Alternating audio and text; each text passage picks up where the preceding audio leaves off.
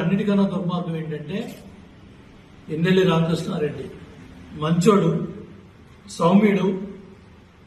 అక్కడ ఆ బూత్ లో ఓట్లు పడితే ఈవీఎం ఎందుకు పగలగొడతాను అన్నాడు. అంటే ఈవీఎం పగలగొట్టడం అనేది అనైతిక చర్య, చట్టవిరుద్ధమైన చర్య.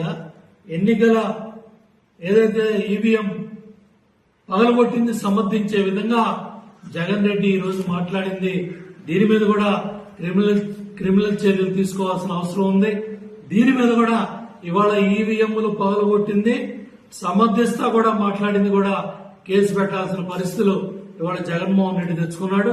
ఈవీఎంలు పగలగొట్టడం ఆయన ఓట్లు పడలేదంట, ఓట్లు ఎక్కలేదంట.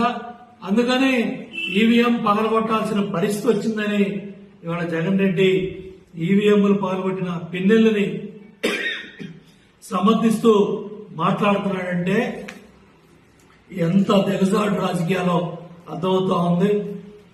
కాబట్టి తప్పకుండా ఇప్పటికైనా జగన్ రెడ్డి వాస్తవాలు తెలుసుకో. నీ దగ్గర పనిచేసిన అధికారులు, నీ పేషీల్లో పనిచేసిన అధికారులు,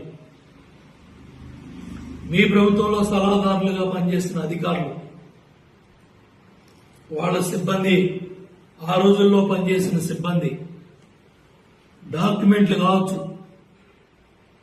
సీడీలు కావచ్చు, ప్రభుత్వ ఫైల్స్ కావచ్చు, అది మైనింగ్, పర్యావరణ, రకరకాల డిపార్ట్మెంట్లకు సంబంధించి తెచ్చి కాలువకట్ల మీద తగలబెడుతున్నారంటే మీ దురాగతాలు, మీ అరాచకాలు ఏ స్థాయిలో ఉన్నాయో అర్థమవుతా ఉన్నాయి.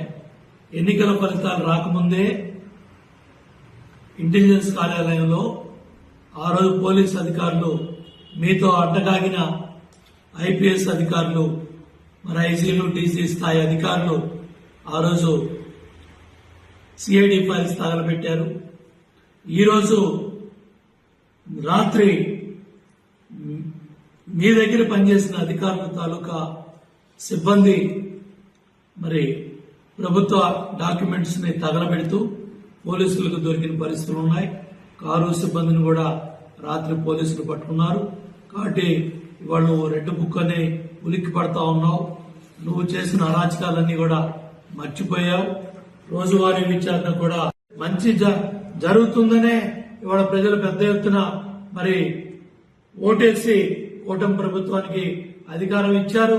ఇవాళ చాలా క్లియర్ గా ఎందుకు ప్రజల ఓట్లే లేదు, ఎందుకు వైనాట్ 175 అని 11 సీట్లు పరిమితం అయ్యావో దాని మీద ఆలోచన చేసుకోకుండా ఇవాళ ప్రజాప్రభుత్వం, కూటమి ప్రభుత్వం అధికారంలోకి వచ్చి సంక్షేమ కార్యక్రమాల్ని సమర్థవంతంగా అమలు చేయడం ప్రారంభం చేస్తే వారో లేక ఏడో లేక ఆ పథకం ఎప్పుడు ఇస్తావు, ఈ పథకం ఎప్పుడు ఇస్తావు, ఎస్ అన్ని పథకాలు కూడా ఇస్తారు, జరుగుతాయి. ఏదైతే సూపర్ 6 లో భవిష్యత్తు గ్యారంటీలో ఏదైతే చెప్పారో చంద్రబాబు నాయుడు గారు, కూటమి ప్రభుత్వం అన్ని కూడా చేయడం జరుగుతుంది.